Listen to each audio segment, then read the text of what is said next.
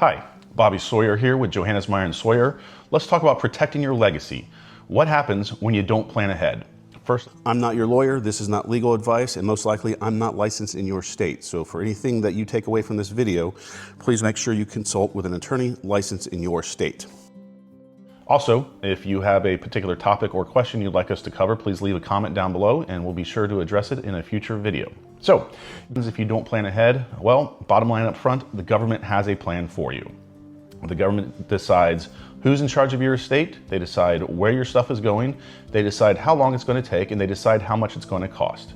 Each state has laws on the book called intestacy statutes. Now, the name's really not important. What the important takeaway here is that if you don't have a plan, the state has a plan for you. In general, it works like this. If you're single, don't have any kids, then everything's going to go to your parents. If your parents aren't around, then it's going to go to your siblings, your brothers and sisters. If you don't have brothers and sisters, then it's going to start going up to your grandparents and down to aunts, uncles, cousins, nieces, nephews, on out to your sixth cousin. It's in a very extensive list, and it's there to make sure your stuff doesn't go to the estate, but it may end up with someone that you didn't intend it to be.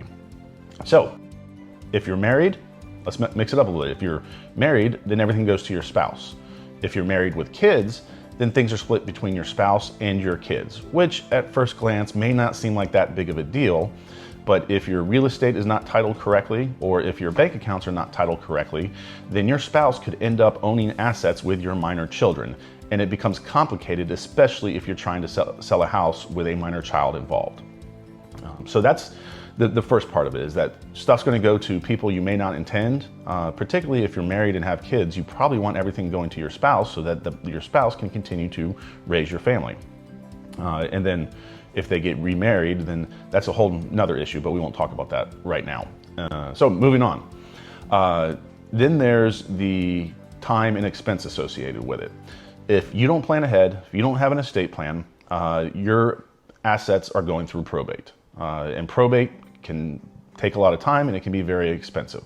It varies by state. It can be as short as 4 or 5 months, or it can be a year or longer, depending on what's going on with your estate, how many creditors you had, and if there's people causing problems, making claims against your estate when they shouldn't be. It's also a very public process. Everything you own is categorized or cataloged on a nice form, filed down at the courthouse, and anyone can go down there and see exactly what you have and exactly where it's going. And so if privacy is a concern, well, I mean, you're no longer here, so perhaps your privacy isn't that big of a deal, but the privacy of your loved ones, the people that are inheriting your stuff, may be a concern for you. And then there's the expense associated with it. Probate, average cost of probate can be anywhere between 3% and 10% the value of your estate. So let's just say a $300,000 house at 3%, that's north of $9,000 in probate costs very quickly. So the takeaway here is that, if you want to protect your assets or protect your legacy, the answer is not to let the state do it for you. The answer is to plan ahead. Ideally, at a minimum, you have a will-based plan, a will, power of attorney, healthcare power of attorney, living will.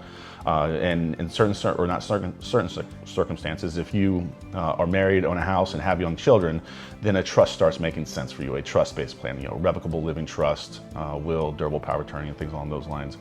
And then certainly, if you are near retirement, in retirement, a trust-based plan probably makes sense for you, not just for the fact of avoiding probate, but we can put in some powerful asset protection strategies in the event that one or both of you end up in a nursing home. So, hope this has been helpful for you. Like I said, if there's a topic in the future, or if there's a topic you'd like us to address, please leave it down in the comments. And don't be afraid to like, subscribe, and push notifications for when we post a new video. This has been Bobby Sawyer with Johannesmeyer Sawyer, talking about protecting your legacy and what happens when you don't plan ahead.